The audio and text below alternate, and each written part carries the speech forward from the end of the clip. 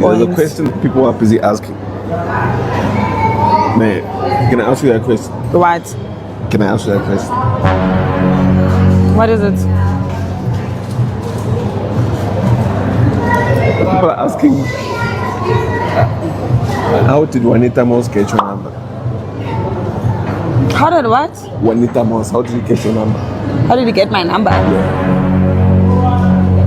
Well, we have mutual friends. Oh. We have mutual friends. Yes, babe. When did you get your number? Like 2 years ago.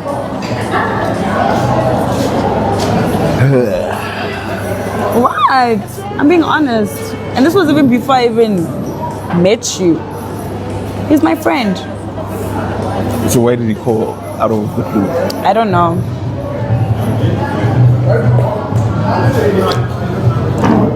Yo, Nakwita babes. I do not believe you. I feel like you are lying, my darling. You need to tell Bruce the truth. But I can't deny I hate. Maybe it's payback time. I don't know. But your answer, baby girl, mina nje ngokwami angikholwa nje.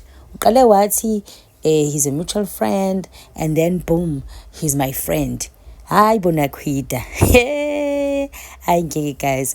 Ake check ama comments sibone ukuthi abanye abantu bebethini.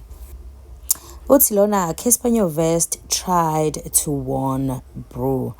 Hey ngiyakhumbula uCasper ezithi hayi as long as you happy. Hey hayi bandle ngabe ngempela uCasper esho lento ayisho wayishiswe yini ngoba phela washo Nakwita ukuthi abazani nje inhloko benoQuesta personally at all, so she didn't understand ukuthi why uCasper ayisho into ayishoyo. Athi lona it's her turn now baba. And uke wakhala uNakwita in front of phambi kwabantu. Hey uke wakhala, shame. 2 years ago she said on the podcast only like 4 people have a calling number, something like that. Only 4. No, I don't remember her saying that. Maybe she did, maybe I don't know. I don't think bengisaibuka a podcast 2 years ago. I think in earlier this year. Uyibuka or late last year, not 2 years ago. So I wouldn't know. Utilona from we have mutual friends to he's my friend. Exactly. Yabo moqamba amanga ko wena abuya kudide. UNakwita nje uyabona lento lento ayishoyo ayikho yena nje ngabe ukhuluma iqiniso eyeke nje kulokho eshwale nale ngoba lento ayikhulumayo zu2 and ayifani. Athi lona uBruce wayithola kanjani lethekeni. And as ama comment kanje ngijwayele ukwabona mina bafethu angazi angifuni uqamanga nje ibackstory yabo ukuthi bahlangana kanjani angiyazi, but ngizoyibheka mase ngazi guys. I'll come back and tell you. Athi lo is chai. Hey, and guys muhle uNakwita and abantu bayabona ukuthi ayibu inhle ngani. Asazi Bruce.